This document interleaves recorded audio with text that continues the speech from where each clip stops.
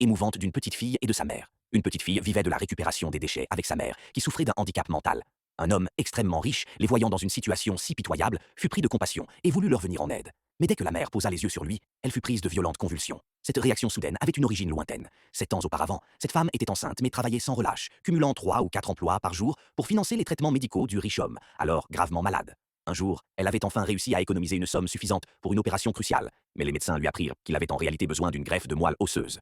Par un hasard qui tenait du miracle, sa moelle s'avéra parfaitement compatible. Cependant, effectuer un don dans son état, enceinte, était extrêmement risqué et mettait sa vie et celle de son bébé en danger. Malgré tout, ignorant les mises en garde, elle prit le risque et lui sauva la vie.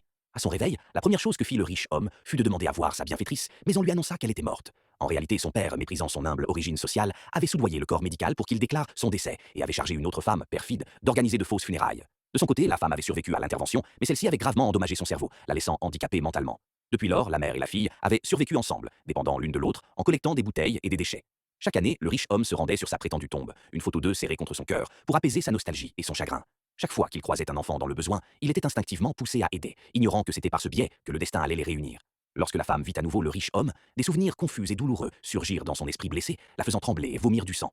Cette scène alarmante fit naître les soupçons du riche homme et de son assistant, qui crurent à une tentative d'escroquerie. Le riche homme, agacé, réprimanda la femme et lui intima l'ordre d'être une meilleure mère pour sa fille, avant de leur laisser une importante somme d'argent en espérant qu'elle servirait à scolariser l'enfant. Il était loin de se douter que cette femme éplorée était celle qu'il avait cherchée et regrettée toutes ces années, et que la petite fille était leur propre enfant.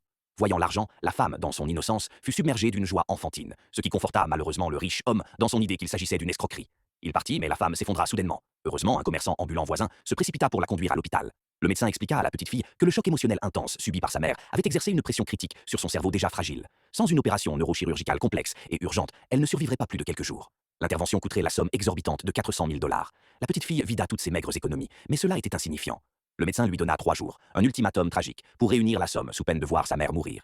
Désespérée, l'enfant se lança dans une course contre la montre. Elle cira des chaussures, distribua des flyers, fouilla les poubelles plus profondément encore, et mendia. Pendant ce temps, le riche homme, dans son manoir, se remémorait son passé avec mélancolie, tenant précieusement l'alliance modeste que la femme lui avait offerte autrefois, son seul souvenir d'elle. Son père, exaspéré que son fils refuse encore de se marier et de fonder une famille convenable, ordonna au majordome de jeter ce qu'il considérait comme un vulgaire bijou. C'est à ce moment précis qu'on annonça qu'une petite fille, trempée par la pluie, demandait désespérément à voir le riche homme à la porte. Le majordome la fit entrer. Le père, intrigué par cette visite impromptue, demanda qu'on lui donne une serviette chaude, et s'enquit de sa raison d'être. Elle expliqua, le regard plein de larmes, qu'elle avait un besoin urgent et vital d'argent. Apprenant que le riche homme était absent, elle repartit aussi vite qu'elle était venue, laissant derrière elle une impression étrange.